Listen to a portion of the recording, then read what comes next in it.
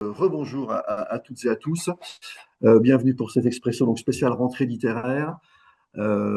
Cinq auteurs aujourd'hui qui vont nous parler de leur dernière publication, parue donc récemment pour cette rentrée.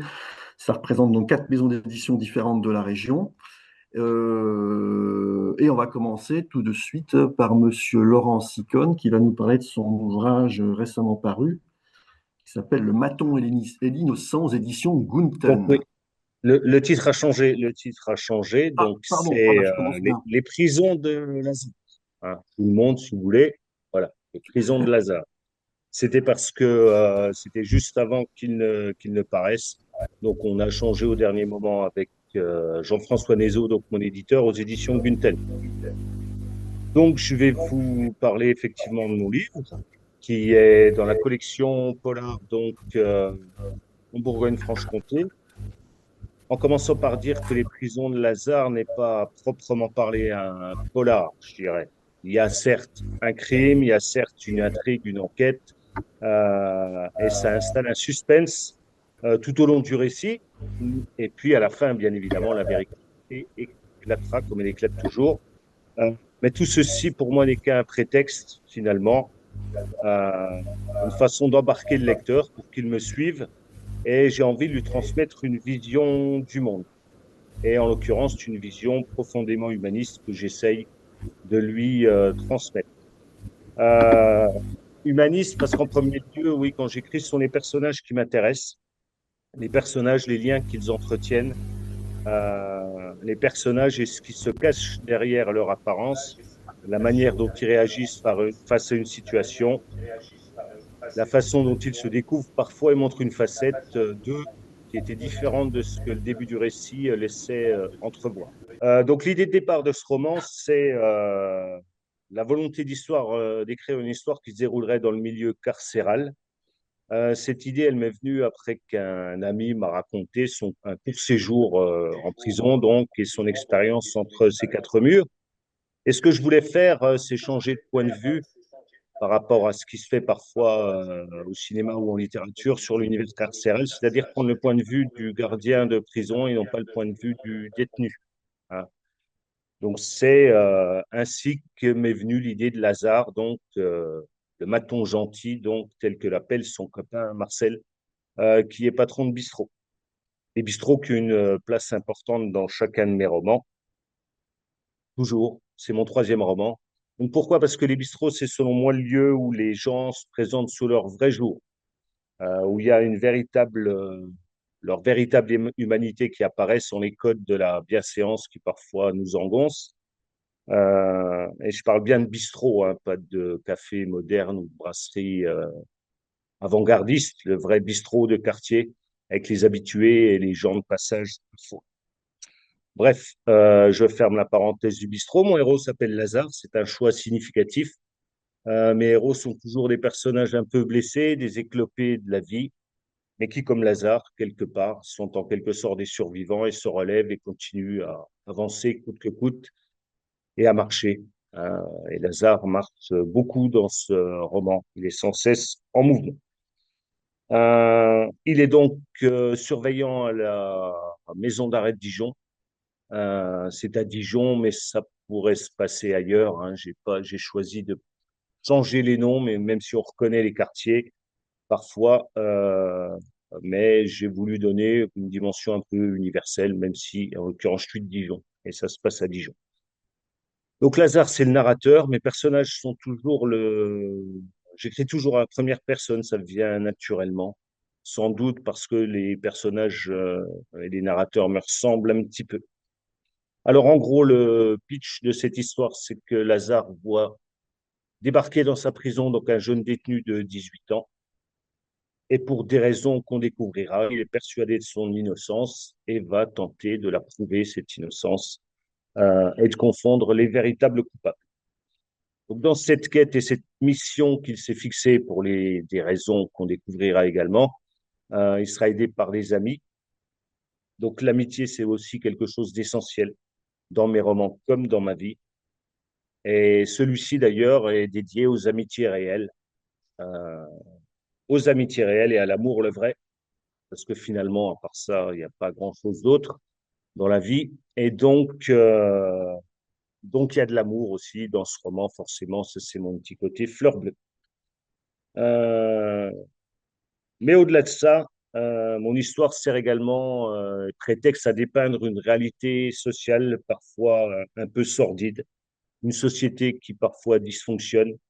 Euh, J'aborde également les concepts de déterminisme ou de libre arbitre, mais le tout de la manière la plus légère possible, hein. Il n'y a pas de long développement pompeux. Je procède plutôt par petites touches, pour pointer du doigt tel ou tel phénomène, en laissant le lecteur, bien évidemment, tirer ses propres conclusions ou alors pour nourrir sa réflexion.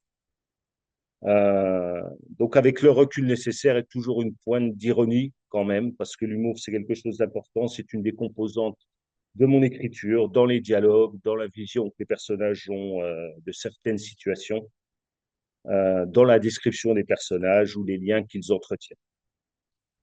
Et c'est vrai que quand le récit pourrait déclencher une forme de tristesse ou de désespoir, j'essaye de m'en tirer par une petite pirouette, une sorte de clin d'œil avec un petit sourire en coin à, à destination du lecteur, bien que l'un comme l'autre, nous ne soyons pas dupes et qu'il y a des situations où il y a de quoi vraiment être désespéré.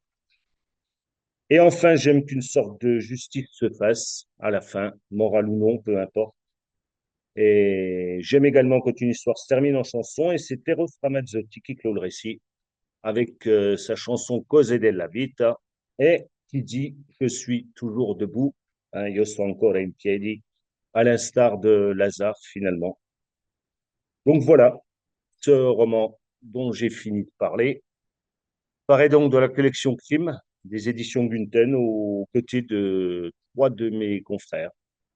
Donc Régine qui est ici, mais également Jean-Christophe Loison et Alain Richard, qui paraissent dans cette même collection.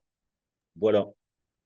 Je ne sais pas Merci s'il y a beaucoup. une question ou non, mais pour moi, c'est bon. Alors, il y aura un petit temps de questions éventuellement après la présentation de chacun D'accord. des auteurs. Merci beaucoup, Monsieur Sicone. Madame Gauthier, Plaisir. je, je vous passe la parole pour votre ouvrage paru aux éditions de La Belle Étoile, Picutipi. Cette fois-ci, je ne me trompe pas dans le titre, je crois. Non, c'est bon.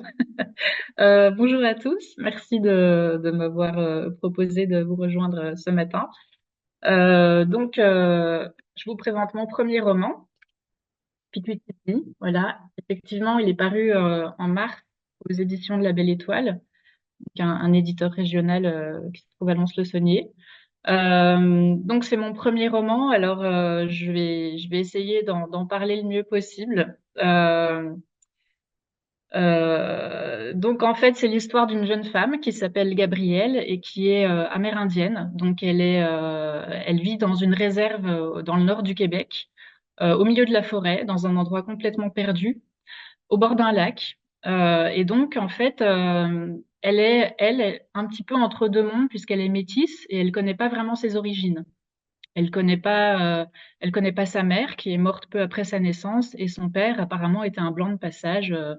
Euh, qu'elle a jamais rencontré. Donc elle vit avec son oncle et sa tante et bien elle aimerait bien partir, elle aimerait bien vivre une autre vie parce que au Pic-Utipi, il n'y a pas beaucoup de perspectives d'avenir. Donc elle va aller travailler dans une pourvoirie qui est un domaine de chasse pour gagner de l'argent et puis pour partir à Québec ou à Montréal faire des études ou bien devenir mannequin. Et puis en fait, en allant travailler là-bas, elle apprend que sa mère, à son âge, a travaillé aussi là-bas et que ça date de peu de temps avant qu'elle disparaisse, avant que sa mère disparaisse. Donc en fait, c'est un désir qui va en remplacer un autre, c'est-à-dire que elle va petit à petit avoir envie de savoir ce qui s'est vraiment passé pour sa mère et elle va mener son enquête.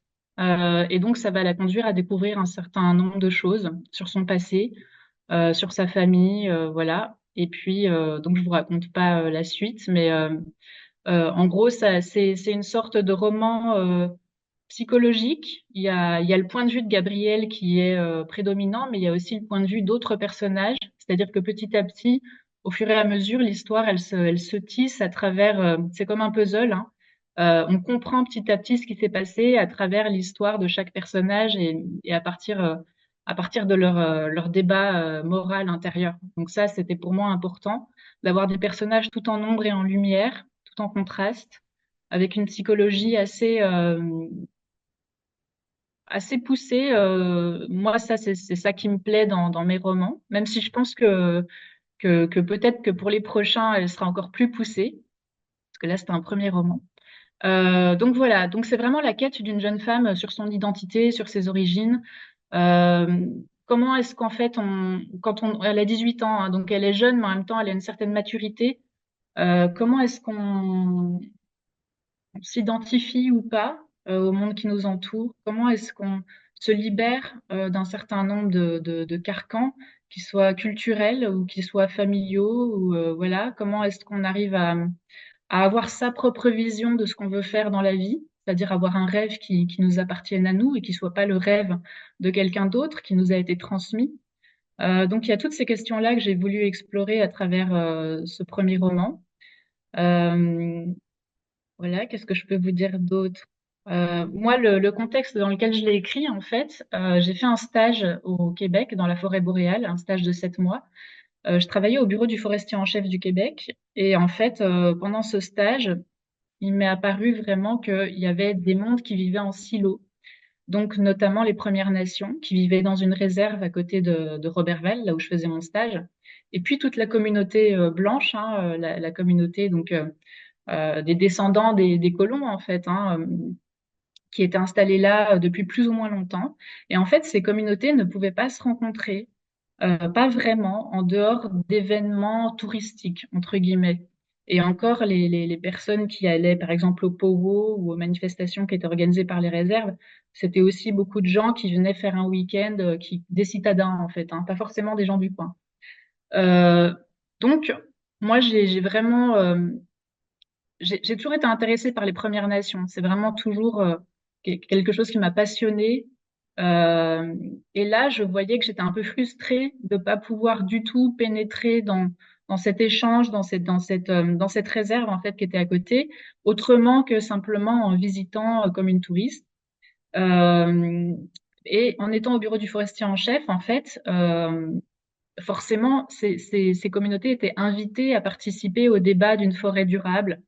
La question, c'était comment est-ce que vous voyez la forêt dans 30 ans, dans 50 ans, pour que le gouvernement puisse faire des scénarios d'aménagement forestier durable. Moi, je participais à cette étude. Et en fait, c'était quasiment impossible de les rencontrer, les Premières Nations, qui étaient pour moi les premières intéressées, en fait, hein, parce que la forêt, elle fait partie de leur âme, en fait, hein, de leur ADN. C'est pas comme les personnes qui voient en la forêt un moyen de production ou un loisir ou quelque chose comme ça. C'est vraiment très, très différent la perception qu'ils en ont. Et du coup, forcément, ils ont été tellement trompés, ils ont été tellement peu respectés dans tout ce qu'ils ont dit depuis 200 ans, depuis 80 ans, qui sont invités à des discussions, qui commencent à être associés. En fait, ils sont tellement peu associés qu'ils ont fini par dire, ben, puisqu'on n'est pas écouté, on va arrêter de participer à ces tables de gestion intégrées, on va arrêter de venir. Et donc, pour mon étude, finalement, j'ai réussi à rencontrer quand même 2 personnes qui sont venues. Et l'échange qu'on a eu, moi, j'avais préparé mon questionnaire, comment voyez-vous la forêt, etc., etc. Bah, ça n'avait ça n'avait aucune raison d'être dans cet échange. Donc j'ai posé mon questionnaire, on a discuté, et l'idée d'un roman n'a pas émergé tout de suite en fait. Ça a fait son chemin. Ils m'ont vraiment parlé de leur ressenti. En fait, c'était une discussion très humaine qui n'avait plus rien à voir avec euh, une interview dans le cadre d'une thèse. Enfin, c'était vraiment très différent. Et ça a fait son chemin. Et en fait, moi, j'ai senti que ce qui pouvait être intéressant, c'était un regard assez neuf et assez personnel d'une jeune femme qui vit dans cette communauté, mais qui n'est pas totalement, qui n'est pas identifiée à cette histoire, à son passé, parce qu'en fait, c'est une réalité. C'est-à-dire que les jeunes aujourd'hui dans les réserves, ils sont assez coupés quand même de leurs racines et en plus avec cette pénétration du monde de la technologie, du monde moderne, tout ça, ils sont très portés à vouloir vivre une autre vie que de retourner aux racines, à la culture, etc. Donc il y a quand même des démarches pour vraiment leur dire, bah, vous venez de là, mais pour qu'ils puissent savoir où ils vont ensuite. Et là, dans mon roman, je pense que ça se ressent un peu ce dilemme entre bah, d'où je viens en fait, qu'est-ce qui s'est passé, et puis qu'est-ce que ça soulève derrière d'un niveau plus profond, et aussi qu'est-ce que je peux faire de ça et qu'est-ce que je peux faire de ma vie. Voilà. Donc voilà, je pense Merci, que c'est à peu près tout. merci beaucoup, Madame Gauthier. On reviendra vers vous certainement. Ça marche. Je laisse la parole à Monsieur Toréadrado pour nous présenter son ouvrage La Camille aux éditions Coxigru. Voilà, j'ai réactivé mon micro. Est-ce que vous m'entendez? Très bien. Et moi, je coupe le Voilà. Donc, je me présente rapidement. Je m'appelle Yvan Torrado. Je suis français. Alors, j'ai l'habitude de dire je suis français, évidemment, mais parce que je vis à 10 000 kilomètres de la France, je vis en Chine. J'y suis actuellement. J'y suis depuis 2013. 2013, ça fait donc 12 ans. Voilà. Je me présente moi et puis ensuite j'aborderai le roman. Euh, Ici en Chine, j'enseigne le français. J'écris beaucoup, j'écris des scénarios pour l'audiovisuel, notamment pour un producteur parisien. Et puis là, le sujet qui nous occupe, c'est ce roman qui n'est pas mon premier roman. Il s'appelle La Camille. Alors, comment je vais présenter La Camille? Alors, j'ai pris quelques notes quand même parce que j'ai souvent du mal à organiser. Je suis meilleur à l'écrit qu'à l'oral, hein, si j'espère que vous en tiendrez compte. La Camille, c'est quoi? Donc, La Camille, c'est l'histoire d'une conversion. Puisque c'est l'histoire d'une jeune paysanne, d'ailleurs, qui est issue d'une famille très républicaine, hein, de la fin du 19e siècle. On les appelait les bouffeurs de curés.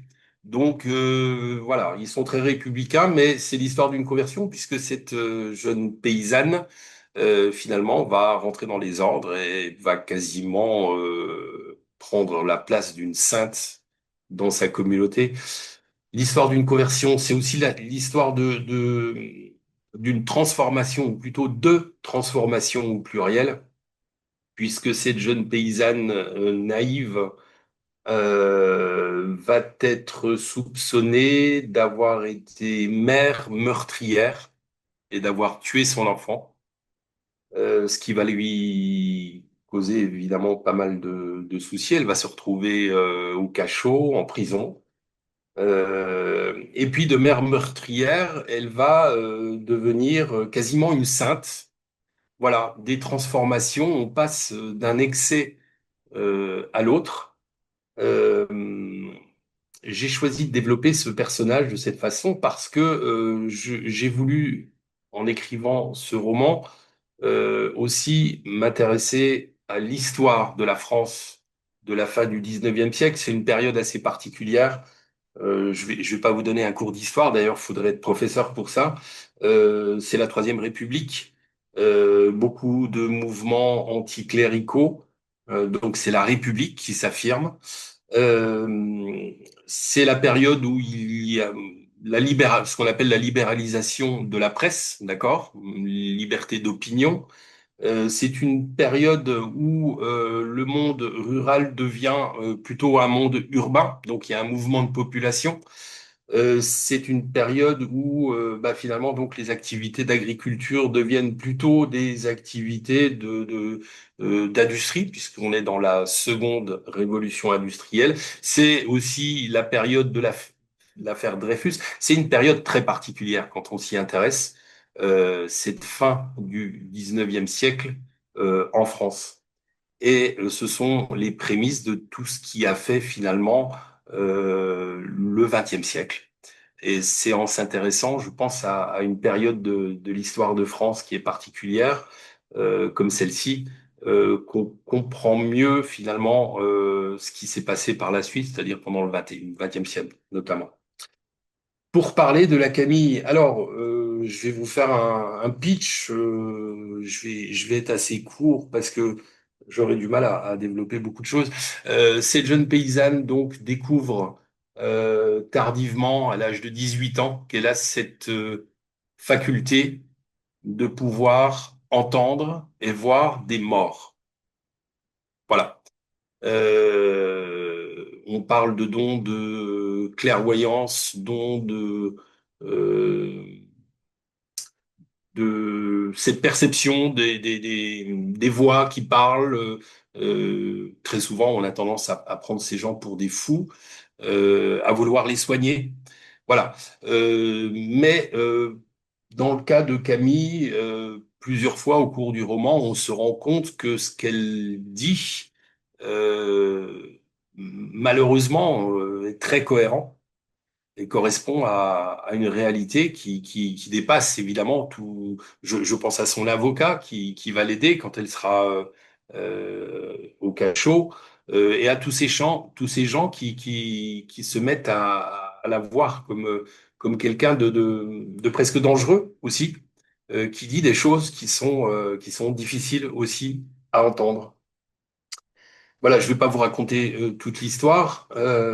Qu'est-ce que je pourrais vous en dire d'autre? Alors, comment m'est venu ce roman? Eh bien, l'idée de ce roman, euh, déjà, je suis natif, je suis franc-comtois, je suis né à Besançon. C'est une région que je connais bien. J'ai passé 30 ans de ma vie à Besançon. J'étais pilote professionnel, j'étais dans l'aviation, mais j'écrivais beaucoup.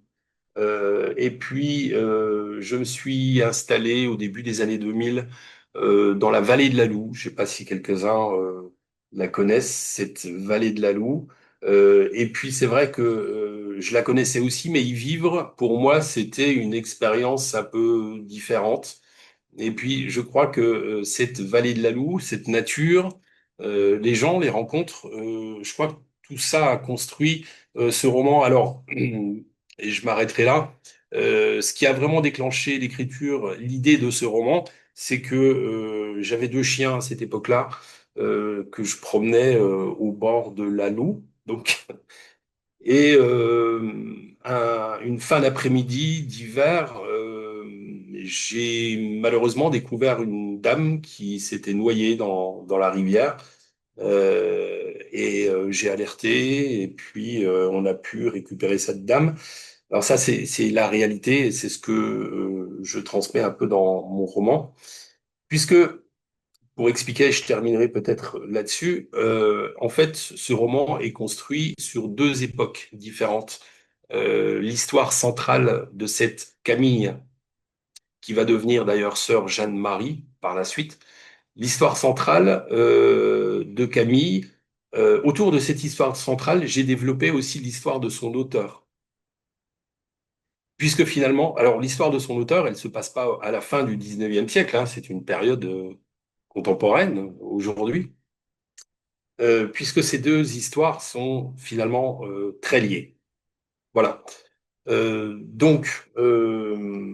Quoi dire de plus sans en dire de trop? Euh, je me suis intéressé en fait, à cette période de changement, de transition de la société française. J'avais vraiment envie de trouver un personnage qui allait aussi montrer toutes les extrémités, aussi bien de la nature humaine. Imaginer une mère meurtrière, on est quand même très loin dans la difficulté de se l'imaginer, évidemment. Ce personnage, j'ai perçu ce personnage comme un personnage de type janusien, c'est-à-dire Janus qui est ce dieu qui a sa place entre le monde des vivants et celui des morts. Janus a plusieurs visages. Elle peut être jeune paysanne, mais elle peut devenir aussi une terrible meurtrière, comme elle pourrait devenir une sainte. Voilà, on est toujours dans les extrémités. Voilà, moi, je me suis attaché à développer ce personnage. Jusque-là, on m'en a dit plutôt du bien. D'ailleurs, il y a quelques jours, une journaliste de France Télévisions qui avait lu le roman m'a envoyé un petit mot très sympa pour me dire c'est magnifique. Ce livre, je l'ai empoigné et j'ai pas pu le lâcher. j'ai été ensorcelé. J'ai trouvé ça assez rigolo. Voilà, ça m'a plu. Ah oui, vous disiez aussi, il faut que je parle. Pardon. Bon, vous aviez fini, je voulais juste passer la main à Madame Thiolan-Torreton. Mais si vous Bien sûr, j'ai voulez, été trop long, excusez-moi. pas de problème. Non, de toute façon, on fera un petit tour D'accord. après. Euh, Madame Torreton. Je m'appelle Régine Fiolan-Torreton, donc j'ai écrit une dizaine d'ouvrages, pas forcément des polars à chaque fois, mais en tout cas le dernier, le 11e que je vous présente là, s'appelle Retrouvailles au mille étangs et est un roman policier. Il est comme celui de Laurent Ticone, paru dans la même collection, c'est-à-dire Crime, aux éditions Bouton, donc. C'est un roman que j'ai construit un peu différemment des autres. Il y a trois parties. Dans la première partie, je place un peu les personnages et les lieux. Donc, ce sont trois familles dans trois villes différentes. Alors, il y a une ville en Mayenne, Laval, il y a Dole et il y a Besançon. Ces trois familles reçoivent des colis très étranges à plusieurs reprises, donc le même jour, mais évidemment, elles ne le savent pas. Et elles reçoivent ça à plusieurs reprises. Donc, on voit les réactions de chacun aussi en fonction de sa sensibilité, en fonction de son caractère. Et puis, plus rien. Et un jour, ils sont invités pour fêter les 40 ans d'un ami de jeunesse au plateau des Mille Étangs. En fait, ils se connaissent, les trois familles se connaissent, mais se sont perdues de vue. Et elles vont se retrouver dans cette région des Mille Étangs, qui est très belle, mais qui est un peu inquiétante quand même.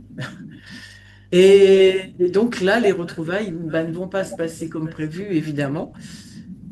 Dans la deuxième partie, ça va être l'enquête, parce qu'il va y avoir des morts. Et donc, on va voir les enquêteurs partir sur différentes pistes. On voit un petit peu aussi des enquêteurs aiment beaucoup la pêche, donc ça me permet aussi de montrer un petit peu ce qui se passe vraiment dans ces étangs-là.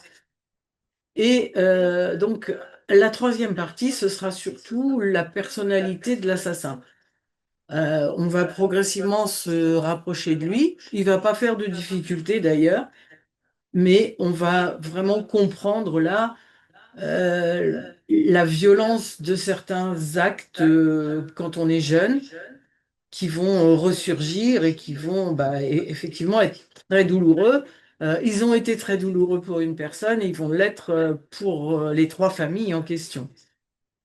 Et donc, je me suis promenée un petit peu dans cette région des Mille Étangs. Effectivement, je me suis même perdue. Heureusement, je n'étais pas seule. Parce que quand même beaucoup de lacs un peu noirs puisque formés sur des tourbières et une ambiance de forêt entremêlée qui faisait un bon décor pour un polar. Voilà ce que je peux dire de ce. Je suis assez brève, mais plutôt répondre aux questions s'il y en a. Eh ben, merci beaucoup, Madame Torreton. Je vais passer la parole plutôt à Madame Pauline Allier qui nous a rejoint. Oui, bonjour à tout le monde. Alors, je vous présente le livre Là où se forment les montagnes, qui donc est paru en août 2025 aux éditions du Chemin de Fer. Donc, c'est mon premier roman publié. J'ai commencé à l'écrire bien en amont, en 2020. En 2020, il était constitué uniquement de petits textes et de courts textes très épars autour de la maladie de mon père, qui était donc une maladie auto-immune. Et donc, j'ai essayé de transformer mon père en personnage extrêmement absurde, où la maladie vraiment envahissait le corps et rendait le personnage presque comme un personnage de dessin animé qui chutait tout le temps. Et donc, ce roman est devenu petit à petit, en fait, le récit de l'accompagnante, donc la personne qui est restée à ses côtés toute sa vie et qui a supporté la maladie jusqu'à la fin jusqu'à la mort.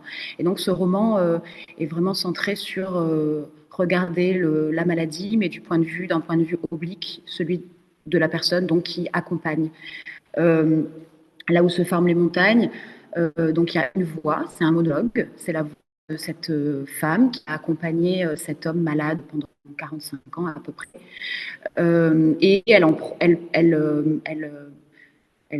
profite, on va dire, sa, de sa mort pour faire le récit à sa fille, qui elle-même est écrivaine et qui n'a pas pu se rendre à l'enterrement parce qu'elle était enceinte à ce moment-là et qu'elle était prête à accoucher.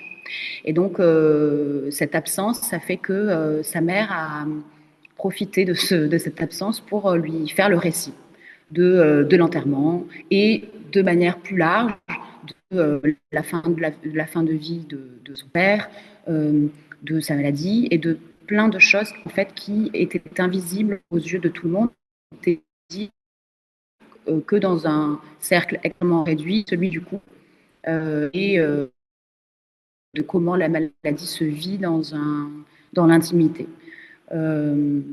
Donc le monologue est constitué de très courts chapitres, intenses, donc il y en a à peu près 12. La voix est une voix assez essoufflée, sans respiration. Les blocs donc ce sont des blocs de texte vraiment sans saut de ligne et avec une spécificité, c'est qu'il n'y a que des points. Il n'y a pas de virgule, il n'y a pas d'autres éléments de ponctuation. Et le point vient vraiment créer une parole, en fait, pas du tout de l'ordre du flux, là où on pourrait croire qu'un monologue serait un flux de paroles.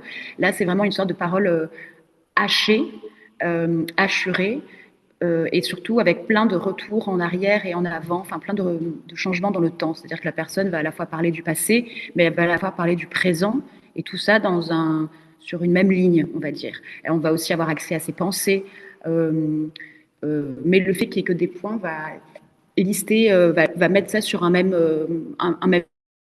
niveau. Voilà. Voilà. Vous avez des questions? Merci beaucoup pour ces 5 présentations. Il est 10h10, donc généralement on dit qu'on arrête toujours vers 10h15. On dit toujours c'est 9h30, 10h15. Est-ce que quelqu'un a une question particulière à poser ou quelqu'un veut prendre la parole? Sinon, moi je n'aurais qu'une question pour refaire un petit peu le tour comme ça. Est-ce qu'ils voulaient prendre la parole chacun 20-30 secondes pour parler effectivement. Est-ce que vous êtes invité sur un salon prochainement? Est-ce que vous êtes invité dans une librairie ou dans une bibliothèque? Enfin, peu importe. Est-ce que vous avez une actualité en lien évidemment avec la parution de l'ouvrage très prochainement qui pourrait intéresser les gens? Si vous êtes disponible aussi ces semaines ou ces mois à venir, parce qu'il y a des libraires qui écoutent. Et puis on va finir là-dessus, je pense. Si vous voulez prendre chacun la parole. Oui, moi je peux déjà prendre la parole puisque je continue sur la lancée. Moi j'ai fait quelques présentations en librairie et en festival septembre et maintenant. Là pour l'instant il n'y a pas de présentation prévue. Si ce n'est des demandes qui ont été faites pour des librairies dans le sud de la France, parce que moi j'habite à Bruxelles, mais je suis originaire du sud de la France, et donc j'aimerais beaucoup une mini tournée entre Montpellier et Marseille, et sinon je suis ouverte à faire des présentations dans d'autres librairies. Voilà. Merci. Faut mettre le micro, Madame Toreton. Est-ce que vous avez entendu un petit peu ou pas du tout? Pas du Pas tout. du tout. Pas du tout, d'accord. Donc je disais que c'est pas en Franche-Comté, mais là prochainement j'ai des salons de prévus, notamment où ils m'ont fait le plaisir de me prendre comme invité d'honneur parce que j'avais eu un prix l'année dernière dans ce salon-là, un prix du Polar. Et donc j'aime beaucoup moi rencontrer les gens, faire des dédicaces et je suis très ouverte à toute proposition. À voir après, en fonction des déplacements, bien sûr, mais sinon, j'écoute toutes les propositions de dédicaces. Merci beaucoup. Monsieur Toreado, Il faut venir en Chine pour vous rencontrer, c'est ça? Alors c'est ça, oui. Vous allez jusqu'au bout, vous prenez à droite et vous y êtes. Ça dure à peu près 12 heures par avion. Alors moi, ben, évidemment, moi les salons du livre, j'en ai fait un au mois de septembre. J'ai fait la promo du roman. Là, ce qui va se passer pour moi, ce sera des signatures dans quelques librairies à Pékin parce qu'il y a des librairies françaises à Pékin. Bon, il n'y en a pas beaucoup, j'en connais trois. C'est déjà ça. Il y en a beaucoup, hein. Et puis, j'irai certainement en début d'année du côté de Shanghai. Là, il y a beaucoup plus de librairies françaises parce qu'il y a quand même aussi des Français qui vivent à l'étranger et notamment en Chine. En général, ils y travaillent, hein, ils y sont pas pour la passion du communisme. Et puis, il y aura aussi, je pense, au printemps, une librairie qui s'est mise en contact avec moi sur Taïwan. Donc, si la guerre n'est pas déclarée à Taïwan, bah, j'irai bien volontiers rencontrer des Taïwanais et des Français parce qu'il y en a aussi. Voilà, Merci beaucoup. je vous en Madame prie. Gauthier.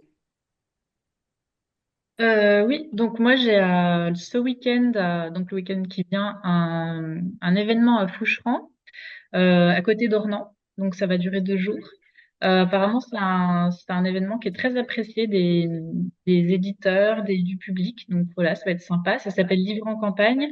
Je vais au salon du livre aussi de Gré le week-end suivant. Donc bah là c'est à côté de chez moi puisque moi j'habite en Haute-Saône. Là j'avais oublié de le préciser. Et puis j'aurai certainement une dédicace rencontre en librairie au Grand Forum à Besançon le 6 décembre. Voilà, c'est à reconfirmer, mais voilà. Donc puis ça viendra clôturer cette année pour Picutipi. Et puis je pense qu'après, bah, je me concentre sur l'écriture du deuxième roman. Donc voilà. Merci beaucoup. Monsieur Sicone, votre Oui, actualité. donc j'ai pas vraiment d'actualité. Je crois qu'il y a peut-être le marché de Noël de Arc-et-Senans, je crois, au mois de décembre, qui n'est pas encore confirmé. Vous m'entendez? Ouais. Et sinon, rien de particulier. J'essaie d'être en phase d'écriture en ce moment. Je me suis fixé un objectif. Donc, mais sinon, je suis évidemment disponible à Dijon ou ailleurs. Bon, merci beaucoup à toutes et à tous. Je voulais juste refaire un petit peu le point puisque c'est une libraire qui me le demande.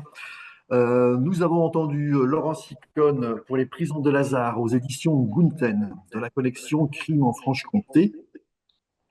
Dans la même collection est paru le livre de Régine Tuelant-Torreton, Retrouvailles au plateau des Milletants, donc collection Crime en Franche-Comté aux éditions Gunten. Nous avons entendu aussi Isabelle Gauthier pour un livre qui s'appelle Picu-Tipi aux éditions de La Belle Étoile. Les éditions de La Belle Étoile basées à Lons-le-Saunier, Gunten basé entre la Côte d'Or et le Doubs. Voilà. Ensuite, Monsieur Yvan Toré Adrado pour un livre qui s'appelle La Camille aux éditions Coxigru. Les éditions Coxigru qui sont basées à Besançon. Et en dernier, qui nous a rejoint, donc Pauline Allier pour un premier roman qui s'appelle Là où se forment les montagnes, aux éditions du Chemin de Fer, les éditions du Chemin de Fer qui sont basées dans la Nièvre. Voilà. Donc, je vous remercie encore toutes et tous. Donc, l'émission donc, a été enregistrée. On pourra la réécouter très prochainement sur notre site, parce que tous les expressos, donc c'était le 20e aujourd'hui. Ah oui, alors, excusez-moi, j'ai encore une remarque, effectivement, de Véronique Méry, une très bonne remarque. Les éditions du Chemin de Fer sont distribuées par les Belles Lettres. Donc, pour ceux qui souhaitent commander les ouvrages, les éditions Coxigru se diffusent, diffusent et s'auto-distribuent. Les éditions Gunten sont diffusées et distribuées par D2C, c'est une maison de diffusion, de distribution régionale, donc qui fait toute la région Bourgogne-Franche-Comté. Et, et les éditions de la Belle Étoile, pour Madame Gauthier, les éditions de la Belle Étoile s'autodiffusent et s'autodistribuent aussi sur la Franche-Comté, la Bourgogne-Franche-Comté, mais aussi un petit peu en Auvergne-Rhône-Alpes. Donc voilà, pour ceux qui veulent commander les ouvrages, en tout cas, tous les ouvrages sont référencés sur sur les sites comme Elect ou Didicom. Donc les libraires les retrouvent très facilement et peuvent les commander sans problème. Voilà, je crois que j'ai oublié personne. Si Merci. j'étais en train de vous dire que l'émission est enregistrée, donc réécoutable sur notre site dans 2-3 jours, et donc elle passera sur Radio Sud, je pense à partir de peut-être la semaine prochaine, dans une émission qui s'appelle Des mots et des livres, et qui passe entre 16h et 17h. Voilà. Merci à toutes et à tous, encore une Merci beaucoup. fois. Je vous Merci à souhaite une vous. belle journée. Et puis, le travail d'écriture, évidemment, tous, pour tout qui vous attend, pour le 2e ou le 12e roman. Merci à tous, à bientôt. Merci beaucoup. Merci, au Merci, revoir. merci à vous. Merci, au revoir.